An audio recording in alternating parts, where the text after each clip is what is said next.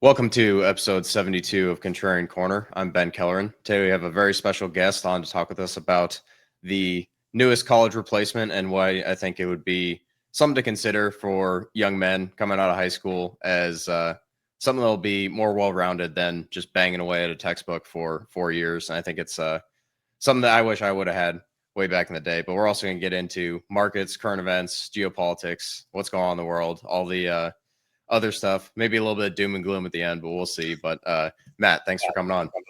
Thanks, Ben. Happy to be here. Yeah, so I figured you could introduce the preparation and what it is for anyone that's not familiar, but I think it's something that I wish I had way back in the day, and I think it is definitely something that would be good for young men to kind of consider as an alternative for college. Yeah, I have a copy here. So this is a new book that just came out 6 weeks ago. Doug Casey, I and my son, actually. So 3 generations of people put energy into it. My son has been the guinea pig for the last 2 years, actually helping us field test the ideas and make sure that they actually worked. But basically, this is the way it started. Is 12 years ago, Doug and I were in a car. I was visiting him up in Aspen. We were going to lunch. On the way there, he said, "Hey, Matt, I've been thinking about this book I've been wanting to write." He said the name of it would be Renaissance Man. And I wonder if you'd help me with it. And so I said, well, what's it about? Tell me more about it. And he said, well, the 3 most important verbs in every language are be, do, and have. And I want the book to be about that. I asked a couple more follow-up questions. He didn't really have answers. It kind of just dropped from there. But every couple of years, he would bring it up to me again. I talked to Doug regularly, and sometimes he would also tell me about his experience in writing books. He's written a whole bunch of books, and some were huge bestsellers. But he would always say, books are a lot of brain damage, and you don't make any money. So, he's trying to convince me to do it. At the same time as that, I really had no interest in it, mostly because of what he was telling me about the brain damage part. But when my son was 17, on the cusp of 18, trying to figure out what the hell he was going to do, it made me, I was concerned. Like I could see in him a lot of anxiety about what to do. And because I'm a college dropout, he didn't grow up in a household where I believed, and so I propagandized him that college is the key to success. I just kind of left it open. And I think that, in a way, that made it more difficult for him because there wasn't an obvious path at all, if I didn't suggest one specifically and propagandize him on it. So anyway, seeing the trouble he was in and he was kind of a mess, frankly, at 17, not a problem kid, but a lot of anxiety and uncertainty about the future. And he'd get mad at himself a lot, and sometimes he'd be a little asshole, but I mean, usually he's a good kid. He's a really good kid. He's a 20-year-old novice. He's not even a kid. I'm going to clip that out on you and send it to him. That's okay. He knows. It kind of runs in our DNA, I think. Yeah, we both have that tendency. So anyway, I went back to Doug and I said, well, let's talk about this more, this idea you had. And so we flushed it out a little bit, like on a napkin. And it was basically a list of games, activities, and occupations that he thought made the basis of a Renaissance man. And people know Doug Casey as a speculator, investor, economist, but he's really like a philosopher more than anything else. And he's really interested in the development of the individual. That's probably the one strain that's been consistent throughout his life. And he also happens to be, he's 79 now, but he's the most interesting man in the world. The Dos Equis commercial, he's the living embodiment of that and all the things that he's done in his life. It's really quite extraordinary. So he has a good understanding of all these different things. So what we did anyway, that is what got us started writing the book. I kind of outlaid this basic structure to my son in terms of learn some chess, and you should start playing a musical instrument, and you should pursue these occupational things. And it got him started. And, he's done extraordinarily well. I mean, extraordinarily well. He's not the same person he was 2 years ago by doing it. And the book is 80% about doing. Okay. So it's 80% about really what's to do. But back to the be, do, and have. Everyone is motivated by have. It took me a long time to figure out what Doug meant by this, by the way. A long time. But the fact is, everyone's motivated by have. We want to have a nice car. We want to have, nice things. And I have lots of shit. There's nothing wrong with necessarily having. The problem is that having is a byproduct of doing. And so to make that your focus, the have, is a huge mistake that I think a lot of people make, not just young men, but everybody. Do is in your power. Do is in your control. Like do is the operative. If you're a young person, you have no essentially like liabilities. You have no liabilities at all. You can do really whatever you want. You have unlimited amounts of energy. And if that's channeled properly, you can really move your life forward in dramatic ways. And you probably see that even, now, if you focus your energy, you can get great results. It's even better when you're 20 because the energy is higher and the openness to novelty is higher also. So doing is the operative, but that's the way you get everything you want. But being is the only thing that really matters at the end of the day. I mean, it's the only thing that really matters. And so we try and plant the seeds about how to actually, that being and exposing the young person to virtues and these ideas of things that are worthy pursuit. Because everyone asks young people, what are you going to do when you grow up? And when you're little, it's like Spider-Man or a fireman, right? Astronaut. But the question, astronaut, exactly. The question just gets more serious as you get older, but it's the same question, and it's basically it turns into who are you going to work for fundamentally is the question people are asking. And I think that's totally the wrong question. Totally the wrong question. The most important thing is the question of what kind of man do you want to become? Because, and that with your focus, rather than the idea of focusing on what kind of job you can have, I think does direct you down a fundamentally different path where you can acquire skills and you can acquire, well, hopefully all of the different competencies and confidence that a Renaissance man might have. I mean, it's possible. So that's what it's really about. Be, do, and have. And I'd say it's somewhat has a first part is right, trying to dispel a lot of myths about reality where people think, for example, climbing the ladder to success is the right way to go. I don't know any extraordinarily successful person who climbed a fucking ladder at all. They just don't do that. Or when they did that didn't get them ahead at all. It all came, by going in these roundabout directions. So we're trying to dispel those myths and so that people understand the way the world really works. Well, I think part of it too is there's maybe 50, 60 years ago, things were different where you could work for one company for 40 years and you get the gold watch of retirement. And the American dream was affordable for like a middle-class income. And so I think there's probably some different things going on there. But I think the entrepreneurship path of like, if you want to really get ahead, you're going to have to do something on your own, whether it's something that's unconventional or whatever route that takes, right? I think it's something where I certainly wasn't going to be happy like working my way up the public accounting ladder. So it'll be interesting to see if that attitude continues to shift for a lot of people. But I'll definitely have to see if I can get Maxim on at some point and get the firsthand experience of what he's gone through and some of the different courses. But I do want to get into one of the sections of the book that stood out to me,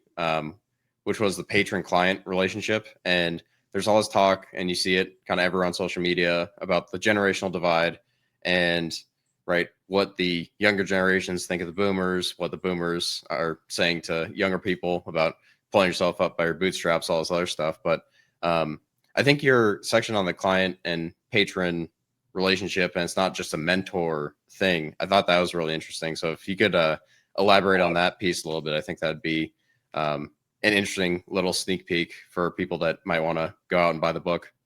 Okay.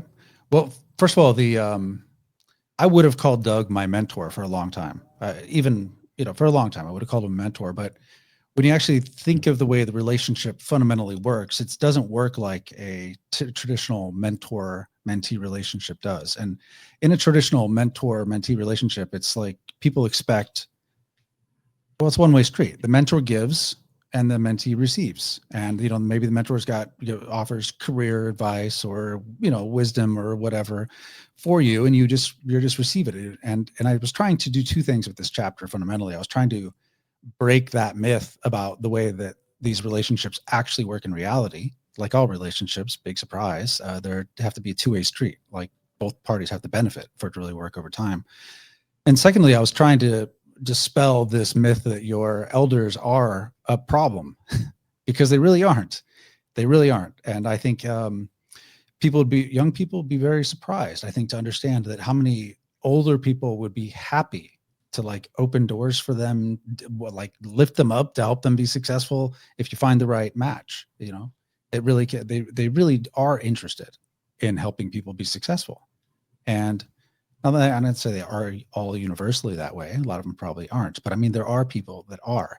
And the thing is, when you are the youngest generation now, the Gen Z, they are the most segregated, scheduled, isolated generation ever to exist. And they have very limited exposure to people outside of their generation. They don't often feel comfortable interacting with people outside of their generation. You know, even millennials to some degree, you know, they're like borderline with this. They like prefer to stick, you know, with themselves and make fun of boomers together, you know. I don't know, I've heard it all. But the problem, but that's a gigantic mistake, because your peers are actually your competitors.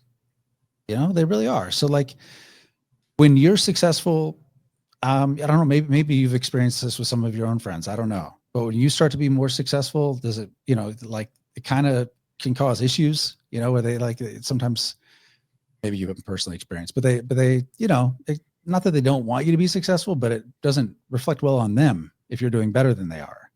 You know? outgrow certain friend groups, stuff you like have that. to.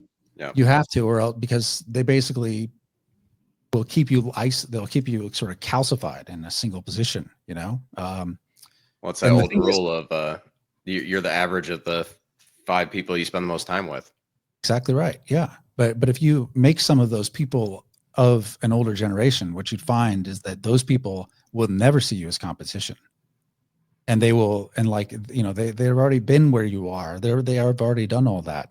And if they're the right kind of person, they are overflowing with opportunities that they can't take advantage of. I mean, you spend your first, I don't know, let's say probably until I was 35, I basically said yes to every opportunity. And then after 35, you say no to almost every opportunity that comes your way because you can't handle it. You can't deal with it anymore. And the table scraps of somebody who is a generation older than you would be like huge nuggets of gold for you. It's something you could exploit and take advantage of for mutual benefit for you and the patron. And the patron-client idea is actually, it's an ancient Roman tradition. It was something that bound civic society and crossed class. You know, it was definitely a class structure, but it allowed you to kind of cross class and cross pollinate across generations. And essentially, in the traditional Roman way, the patron would say, you know, it would be a public thing. They would be known to everybody that, you know, you are their client, meaning, you know, you're under their protection, essentially. Now, that might mean more than just under the protection. I mean, it could be like a Da Vinci later, who really was, you know, did receive patronage from some rich people who basically wanted to see him do great work, you know.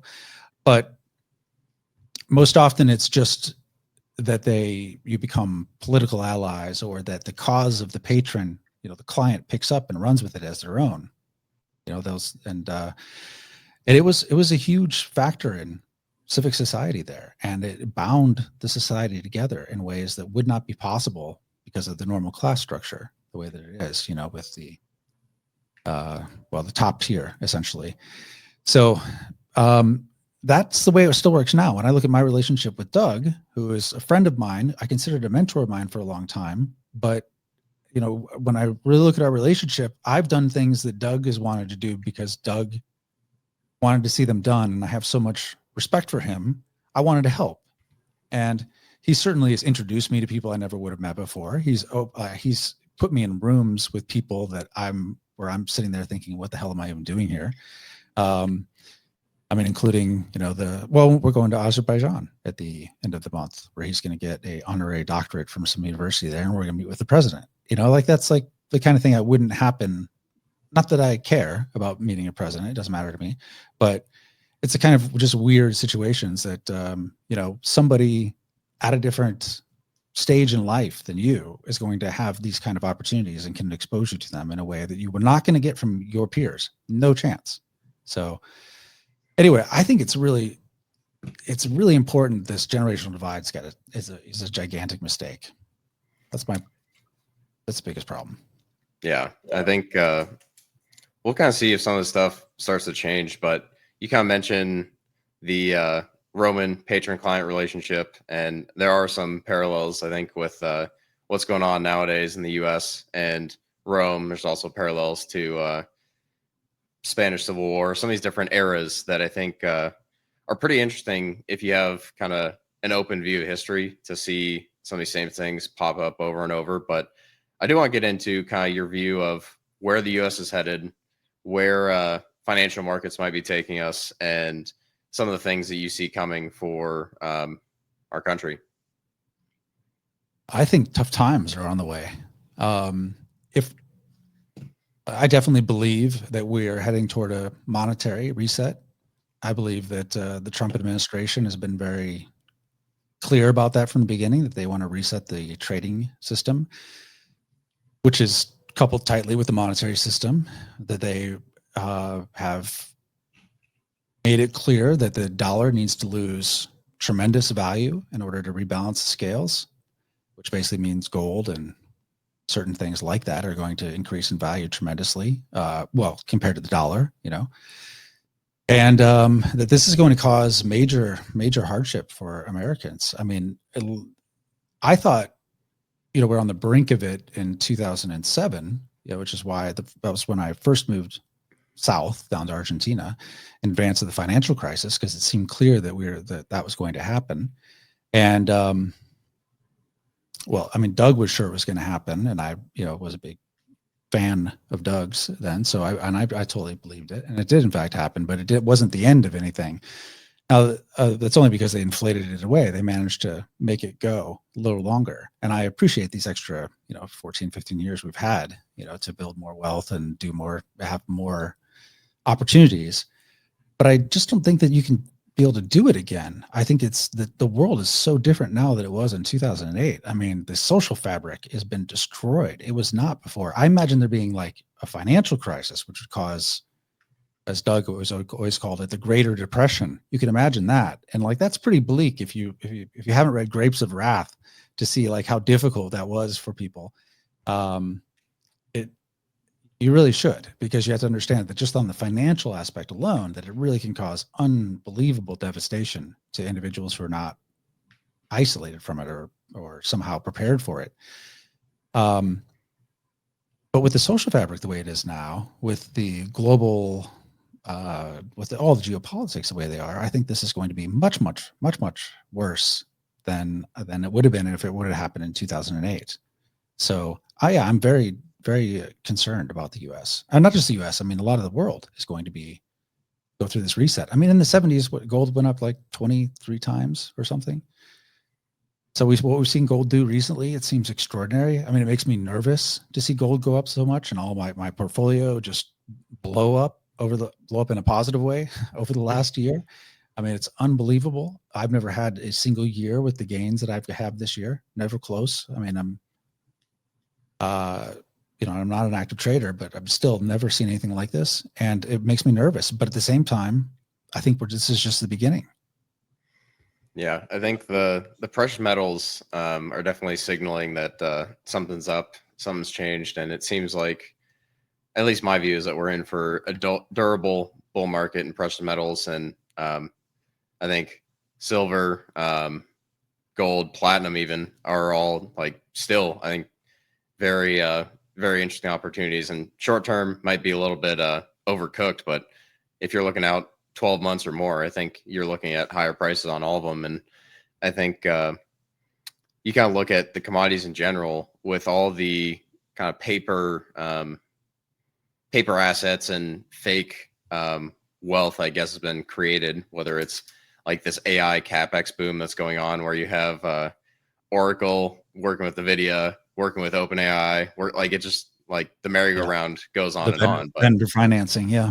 It's just interesting to see, because it's like anytime you see like the capital cycle and like CapEx boom like that, as an investor, it's like you should be running the other way. But I mean, that's kind of how markets work. There's the herd mentality of it. But what's your view on some of the technology and AI maybe shifting things, whether it's making jobs more difficult or cutting out certain entry-level positions, whatever that may bring? What's your kind of view on how that might develop?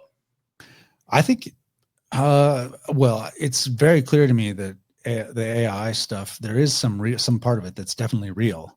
and that it will result in a massive productivity boom. But that doesn't necessarily mean that that's good for America in the short run. I think it could be very bad for America in the short run. You hear about people already that are graduating with computer science degrees. And it's the other reason why the preparation, I think, is really important, is that you can't, the future is so unpredictable now.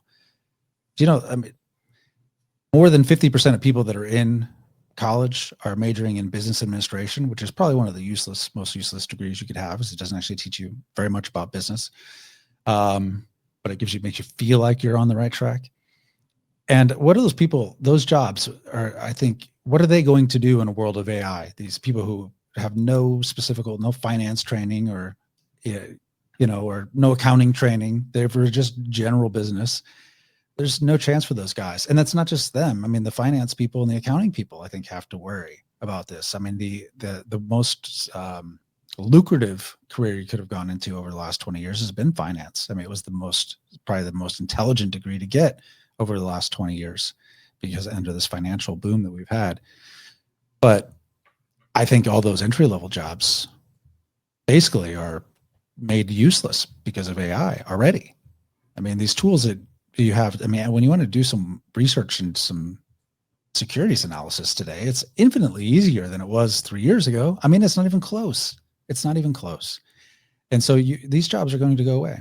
They're going to go away. And I think that it's funny that this is hitting right at the end of the cycle also. So it's a little unnerving. I think that we're going to have, this is why you worry about the social fabric, because when there's economic problems and the social fabric is there, and like there's going to be job losses anyway, and then you have reasons, like the rational reasons for these businesses to be cutting jobs or at least not doing new hiring, I think that sets us up for some disaster. But ultimately, I do think the AI stuff could turn out really well, really well. I'm a little scary in the kind of the big tech overlord stuff, but the productivity from it could be remarkable. I mean, it definitely could be like the Industrial Revolution was. It really can be. Yeah, I guess the one thing I'll ask, and this is kind of one of the not pushbacks, but one of the things that when people talk to me about like general intelligence, or like, is there going to be a conscious in like the machine, I kind of look at that as like a fundamental, like philosophical thing, where it's just like, I just don't see that happening. But do you have a view on if you think that's possible, if we're going to get like general intelligence from it, or is it just going to be, hey, these things are really good at processing massive amounts of data? I don't really think about the question too much, because I don't think it matters for only if you're thinking of dystopian scenarios, I guess, would it matter. But I think, to me, as soon as you combine it with the robotics part, it becomes remarkable in what it can do, and I mean, where you get to this stage where you could legitimately have these robots that are like in the Matrix, where they could download Kung Fu and do it. I mean, they can basically train in the cloud, 100,000 repetitions of doing one thing right before they do it. And, and be able to then just work within their external environment. I mean, I'm very excited to get some of these. I live on a ranch in Uruguay. I can't wait, man. I'm gonna have a robot slave army for sure. Trust me, I'll definitely do it. And, so I thought I might buy one this year, but I think I'll end up buying one next year, at least, just to experiment. Because I don't think they're quite where I want them yet, but they're very, very close. They're very close to being able to do real things. Yeah, it is interesting to see like how fast technology is moving, and you kind of know that 10 years from now, it'll be kind of the same thing, just further along and continue to accelerate. But it does, like when I zoom back out and look at it from 30,000 feet, it does make me like kind of nervous about where things are headed. So, which part, the AI part, or just the overall development technology, and some of the things that I just think there's potential side effects that we're going to find out later down the road, where like, yeah, maybe that wasn't a wise decision. And right, it's kind of the question of like the scientists or people developing this stuff, right? They're asking, can we do it, and not should we do it, right? So technology advancements have their own thing. They cannot be stopped. I mean, the whole history of mankind is one long ascent of technology. And it's coming. It can't be stopped. It can't be stopped. The only thing, and technology usually accrues to the advantage of the individual. It has historically. I mean, not not at first, usually goes in the hands of the state, and the state uses it, but ultimately gunpowder gets leaked out, and it makes it so that, peasants can dismount knights, so it's like, it's a good thing. This technology, you gotta live with it and use it and see what's possible with it as much as possible, I think. Yeah, that's a fair point. I just, there are some things like with some of the genetic stuff and other issues where I wonder if we're opening Pandora's box that shouldn't be open at all. It's open. It's open.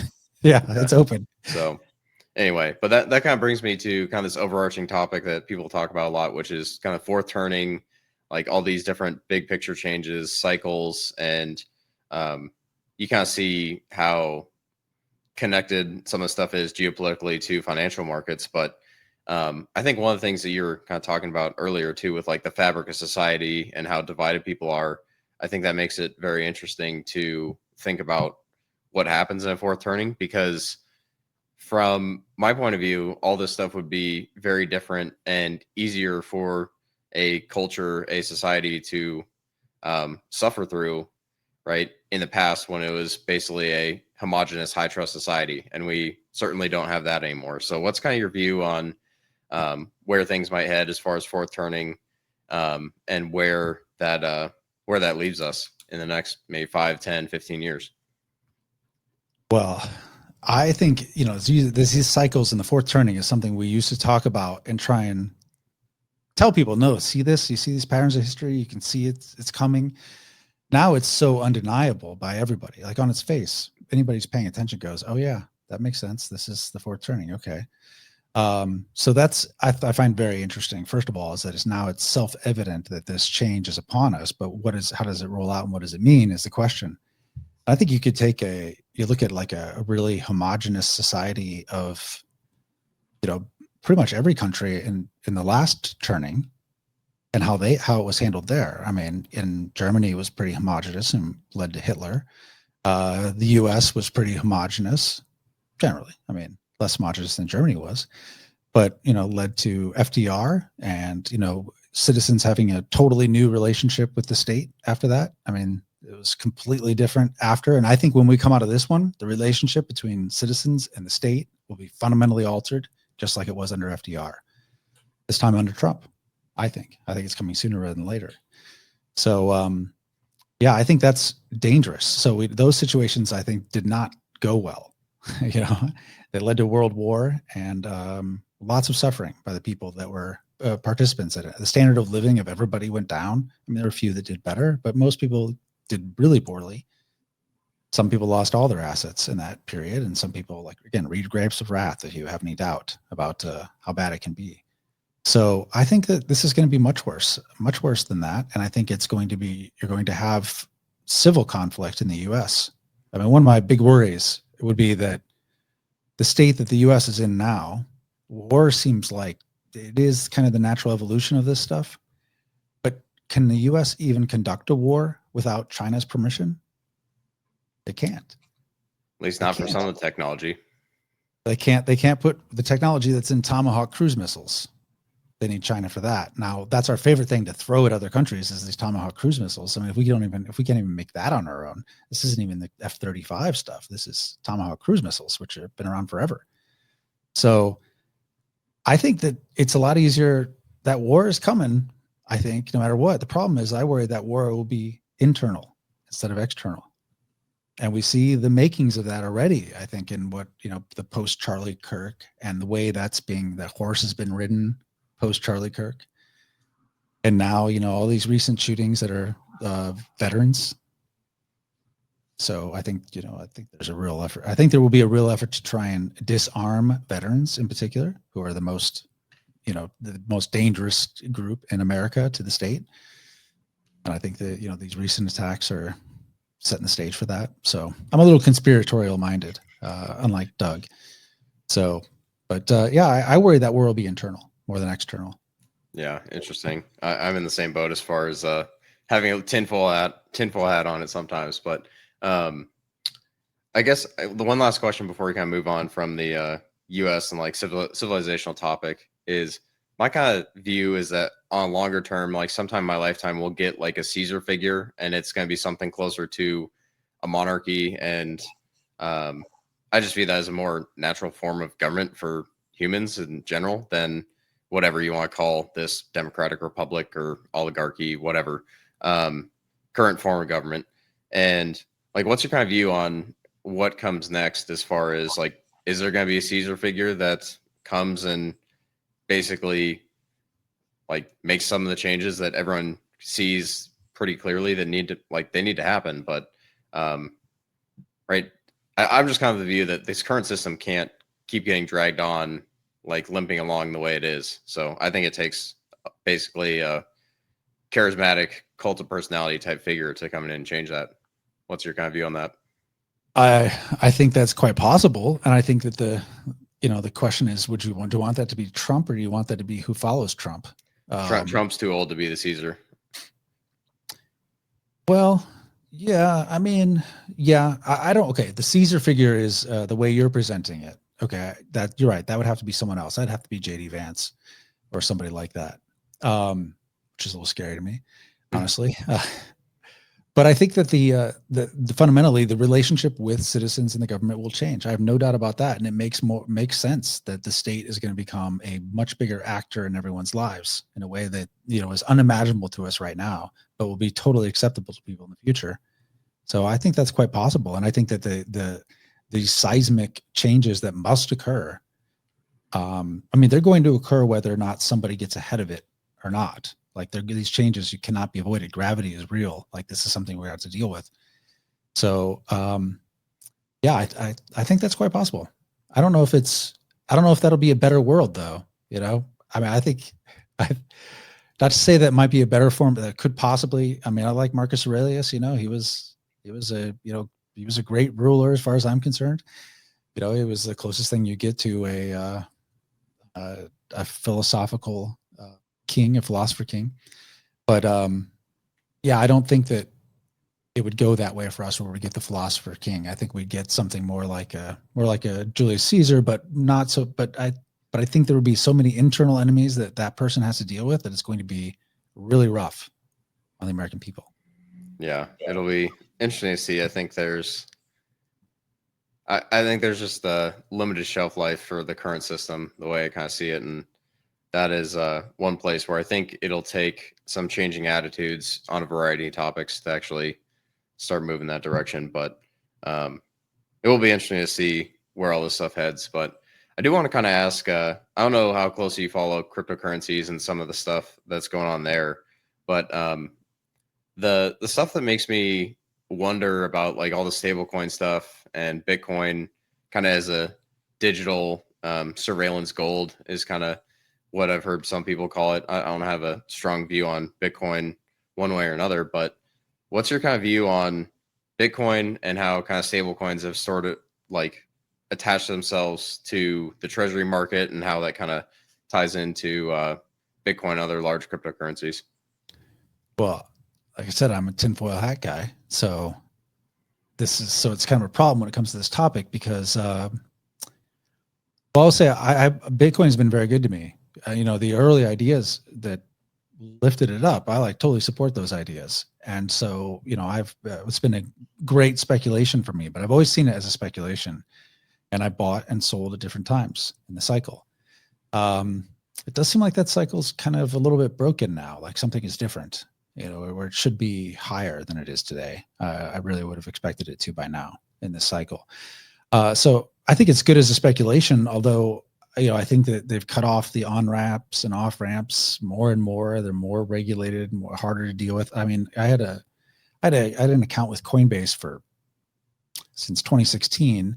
Last year they canceled it because I placed a bet through this. But I'm in Uruguay, so it's not illegal for me to do it from here. And I used Coinbase Connect, which was on the betting website, on Polymarket.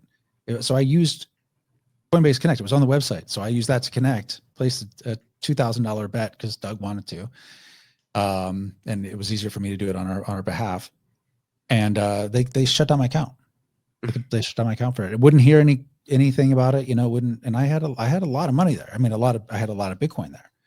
So, and they wouldn't even let me transfer out my Bitcoin. I could only liquidate it into cash and transfer it out that way. So I was a longstanding good customer. I don't know what you want. And so I think that the fact that they've tightened the KYC rules, they've tightened all the on ramps and off ramps. I think that it is getting trapped more and more and more, so that it is within the control of the state in a way that more people, more so than people think it is, in that way. And then if you read Roger Ver's book about hijacking Bitcoin, I think that's all legitimate. I think it's all legitimate. So with stablecoins, I always thought it was really odd that they never gave Tether a shakedown. They're going after all these other cryptos, but they never bothered with Tether, which is generating huge interest and lots of revenues from it, that they never, ever put it under any scrutiny. To me, that's suspicious. So I think Tethers does serve a really interesting purpose, and I think will give the dollar some extra legs in terms of its use, because it's in Argentina, our neighbor from where I am, it's very popular there, very popular. Like if you can go sell Bitcoin and walk away with cash in Argentina pretty easily, actually, but they'll ask you to transfer it to Tether first. Yeah, it is interesting to see, because the couple of people that I talked to that follow crypto closer than I do, they basically have kind of pointed out that Tether has been the chosen one, I guess, as far as stablecoins go. And it will be interesting to see. But I mean, they kind of openly brag about how much like treasury demand is coming from these stablecoins, and it'll be interesting to see how this all plays out, because my like long-term view on interest rates is that they're going higher, which doesn't seem like right, obviously we're cutting rates right now, all this other stuff short term, but long term, I kind of use that we're headed for double-digit rates or yield curve control. So yeah, I think yield curve control. I think it's basically you get to choose path A or path B, and destroy the currency, or or the bond market. So what's your kind of view on that, like from a long-term cyclical perspective? Because I kind of view like the idea of holding, like if there are toxic assets out there, then like long-term sovereign debt is basically at the top of the list.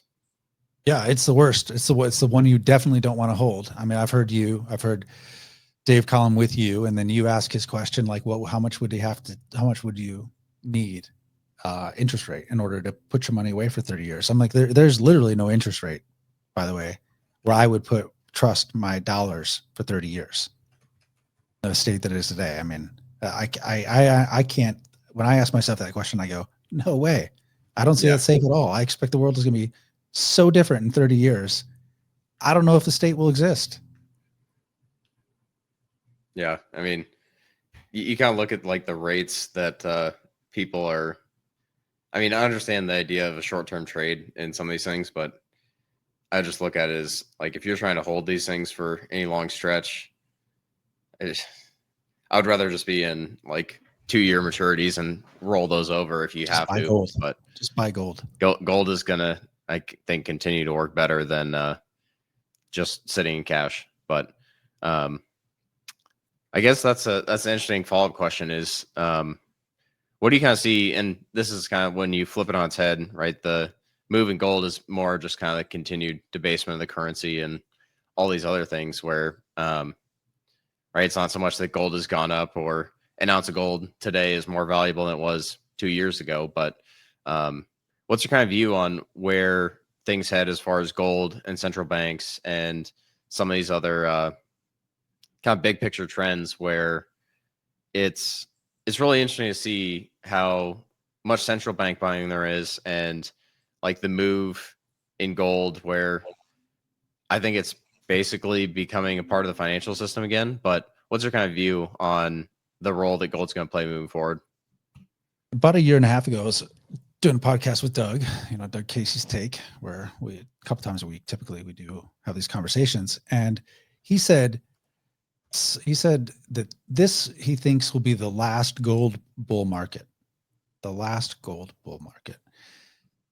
And when he said it, I was like, what do you mean by that? He's like, well, I think that in the end of all this, gold is going to be back to being money, or at least being, the base of the pyramid again. And so it's not just that gold keeping up with inflation. If it was just that, we wouldn't see these dramatic price rises of this year. you could argue that they're kind of catching up to what inflation really was. But I think that instead you've seen the Exter's pyramid, right? Yeah. And it's just inverted the wrong way. So basically all of these quadrillions of derivatives, which have no real value, that are at the inverted pyramid now, have to basically be reconciled with reality, and that is gold. And so a lot of that value that's out there that's associated with these different derivative products, whatever sort of bizarre financial instrument they might be, are going to get washed out. And I think that's going to accrue. That value isn't all going to be destroyed. I think a lot of it's going to end up being just pushed down into real assets, and gold being the mother of real assets. So yeah, I mean, I could see gold being 5,000 before the end of the year. I could see, like, to me, the idea that gold is not more than $23,000 in some 5 to 10 year future would shock me, actually. And it seems like big numbers, but again, the gold went up 22 times during the 70s, where there was a total restructuring of the monetary system, and it just took 10 years to play out. But now everything's happening just a lot faster. Yeah, I think looking at where I think it's probably headed, like 10,000 ounces is basically a lock by the end of the decade. And like you said, I wouldn't be surprised if it's a lot more than that. Come on. Be bold. You're young. Be bold in your predictions.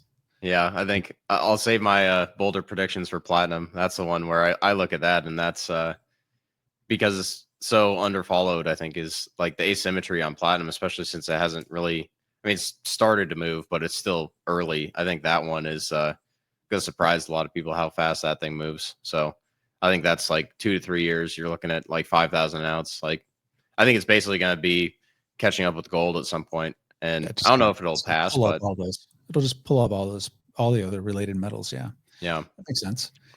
What about, do you do anything with these stocks, gold stocks or anything like that? So I haven't owned gold stocks for a while, which has obviously been a mistake in hindsight. I focus most of my time on like commodities in that area. And there's been one misfit toy investment that I've been in for a while that's been frustrating me to no end. But there's, I think, a lot of upside longer term in some of the mining stocks. And the problem is that if you don't know what you're doing, like, they're not great businesses and not as easy to figure out what to avoid as far as some of these different things. But yeah, I think what you're saying there about gold basically acting like gravity for other commodities, I think is kind of extends to other stuff like energy and agricultural commodities, all this other stuff. Do you have any views on the long-term future for those kind of other commodities? I definitely think you're going to see, it's really a mixed bag, because you have a reallocation of the global trading system now. So you see, like, soybeans, for instance, China bought $16 billion worth of US soybeans last year. So far, $0 in orders. So these prices are subject to these massive changes and flows to the global trading system. And so, you can't really, I think a lot of them are subject to these trade things that can change the math in really unique ways that doesn't make it obvious like it once might have been. But I think that, in the ags, I really worry about that. I mean, we see beef prices are at all-time highs. They are here in Uruguay too. I'm very happy I didn't sell last year. We kept all our babies. So yeah, but I do see those. You imagine there will be, in a dollar devaluation, prices of those things will go up. But these commodities that are primarily geared for export to China, for instance, like soybeans, could be a total disaster. It could be a complete washout there, only survived by a bailout from the government. These farmers are going to be destroyed if China doesn't step up and buy really soon. So I think the soft commodities, definitely think that, but I think, yeah. What was the other part of your question? Energy. Oh, energy. It seems obvious that it's going to go up from here. It seems like it's one of those spaces that's been, it reminds me of almost, it's not as cheap as the gold mining stocks were a year ago, but it's, some of these things are really cheap, and you got to imagine, and some of them pay great dividends. And so it makes a lot of sense. I think that these things are going to go up. If I was going to sell any of my gold stocks or the mining stocks I have today, because I've been considering it because some of them are up so much. I mean, some of them 800% year to date, like seriously crazy numbers. So I'm thinking I should sell some, but what would I buy? And I think that at Pri Energy is the place I would look, actually. But I'm not selling yet. I think these have a ways to go still. Yeah, no, I think especially I was talking to another older investor, and one of his mentors from back in the day that kind of witnessed what happened in the 70s firsthand and had seen kind of previous runs. He said there's no bull market like a gold bull market.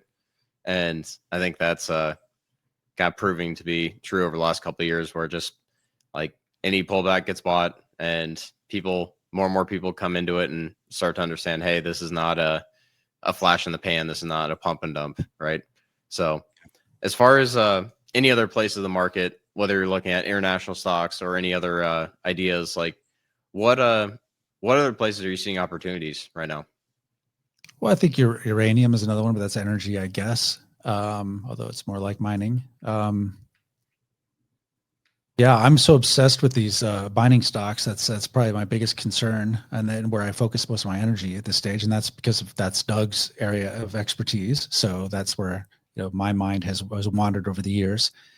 But even like things like copper stocks, I own a copper stock that was up 33% on Friday.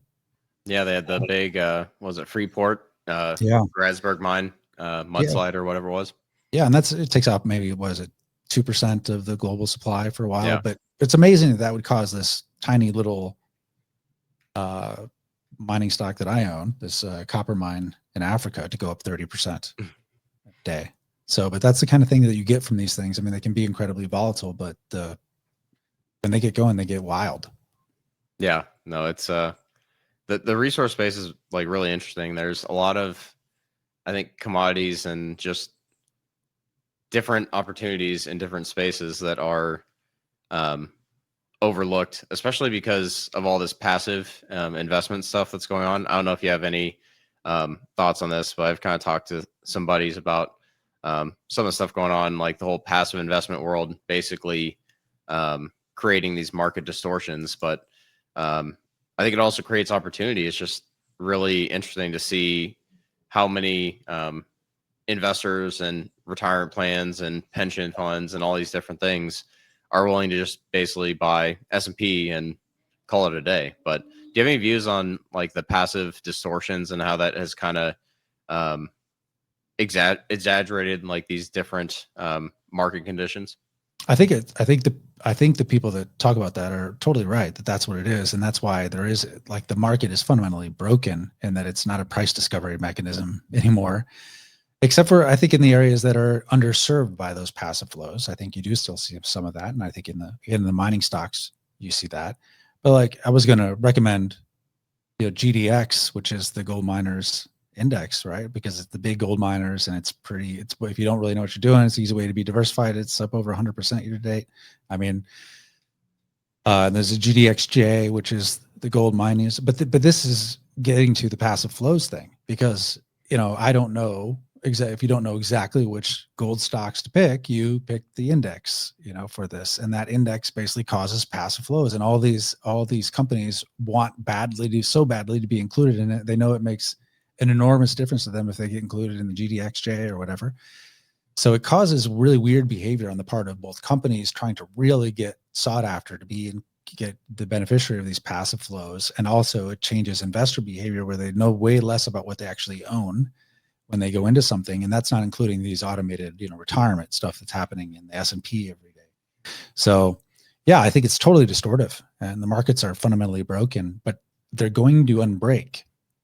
And it's going to break them when that happens. So yeah, how do you prepare for that is the question. Yeah, I think my long-term view is that eventually markets go back to like allocating capital, debt, and equity based on like what projects make sense, like the fundamentals of business, not if a stock just keeps going up and to the right automatically because of some of these fund flows. But do you have any guess on a time frame for when that might occur, as far as like the market going back to, hey, this is about like allocating capital and trying to fund businesses, not become like this institutionalized retirement plan for the whole country, basically. Well, I don't think that how should I say this? I think that the pain between here and there is going to be so great.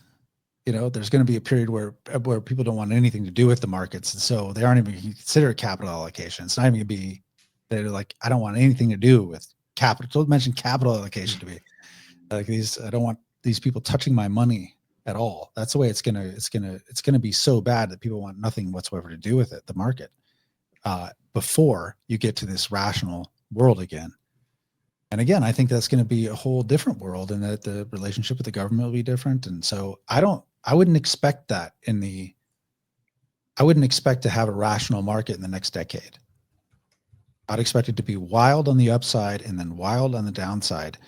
And I wouldn't expect to get to kind of a equilibrium of rationality anytime soon. Yeah, it'll be interesting to see. I still look at it as long-term. Like, there's certain things that are going to have to change, and I just don't see how we get to like, oh, passive is now 80% of the market, or 85 or whatever. Like, I think it passed, was it 60 or 65% last time I saw some report out, and it just it's weird to think about, because like this kind of one financial system, it has turned into something that's like extremely important for not just like market participants, but for all these other connected entities. And I think it's and for probably, the state needs, Yep. what is Luke Roman says, like 15% annual returns in the S&P in order to be able to fund the S&P welfare. Yeah. Yeah. So everyone needs it to stay together the way it is, but it's not going to. At least not on a real basis. You can maybe pump enough money into it to keep it going nominally, but that'll be interesting to see how that goes. But I guess I don't know if you have any other kind of market related thoughts or anything else you wanted to hit on, but I want to just kind of do an open-ended question as we're starting to wrap up here, because I think people will get a lot out of kind of the book stuff and what's going on with the preparation and the experience there. And what I will say, one last thing for people that are still listening, is that if you have a kid in high school, basically high school male, that you should get them this book. So it's definitely worth a read. I wish I had it 10, 15 years ago, but is there anything else that you think would be interesting to hit on as we start to wrap up? Yeah, I'll just say that about the book. It's I expected when I was writing it, my parts of it, I was clear to me that there were a lot of things that I actually could have started earlier with my kids rather than later. That you don't need to be 18 to do it, and these things to be interesting and make you valuable. For example, one of the things in here is, the book is basically broken down into 16 cycles. It's 16 quarters essentially, where you engage in we tell you exactly what to do, and from what we call an anchor activity, which is kind of like an adventure thing, that you also end up with a real skill that also has some economic value. And then we layer in all the normal academics that you can basically, like, you can get MIT's course load online for free. You can get a lot of Yale's course load, almost everything they've got for free. So you can get basically the academic education for free or nearly free online today.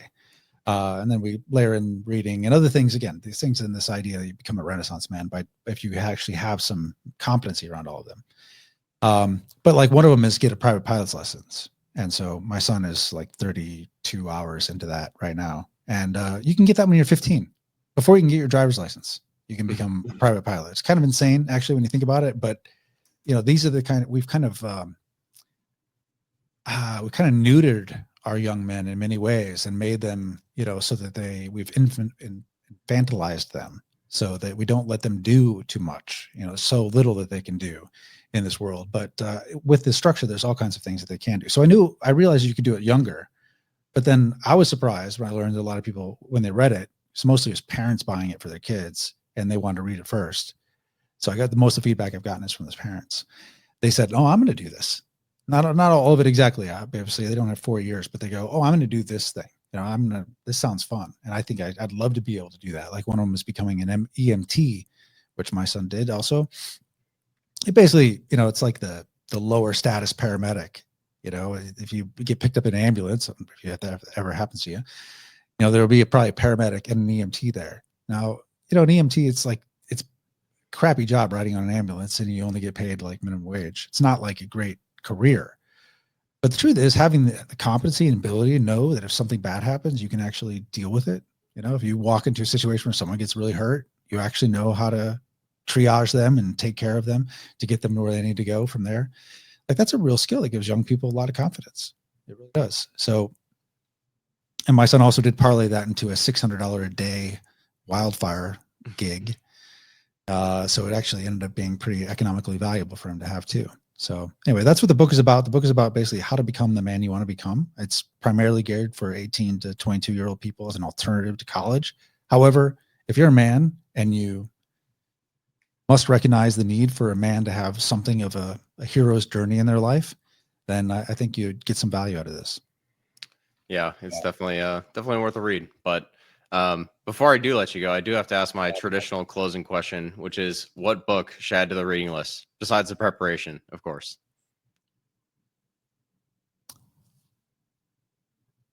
Well, let's see. I wish I knew you better, because it'd be better, because I think it's not like the book isn't the answer. It's the book and the person combined at the right time that's the answer. Anything finance, history, or investments related is right up my alley. Well, I did read recently 1931, which is like about trying to capture that time in history, trying to explain the state in Germany and what led to the rise of Hitler and the economic issues that they were facing. So I read that recently. I think that was pretty good. Kind of just like the situation we're in the US today in many ways. But yeah, I can't, I wish I would have known you were going to ask me this question. Have you read The Rise and Fall of American Growth? I have not. Oh, that's a good book. History book. It's economic history. And it basically talks about this massive innovation that occurred following the Industrial Revolution and how quickly things were changing. And I mean, it's very well done. The statistics provided in it are really valuable, and it gives you a sense of what's possible with AI, actually. You see just how dramatic of effect it had on earlier America at the turn of the century. So that's a good one. Interesting. I'll have to check those out. I've got a library that's basically halfway complete, and it'll be halfway complete, I think, for a long time. But I bought a university library. Do you know that? No. I bought the defunct. They were just going to throw the books away. Yeah, they were going to throw the books away. And so I just bought them all for $25,000. There's 30,000 books in it. That's a pretty good price for basically $1 a pop. Yeah. They were going to throw it away. Interesting. Unbelievably. Yeah. Was it just like a university closing down, or what was the story? Yeah, it was there? one of the many colleges. It was just a Nebraska college that went out of business already, and they had the books were still in the library. Yeah. Yeah. Interesting. I'll have to keep an eye out for that, because I think that is something that'll continue to happen across the university system. Is there's going to be fewer in 10 years than there are today. So, and they throw them away. Yeah. No, it's a sin. It's a waste.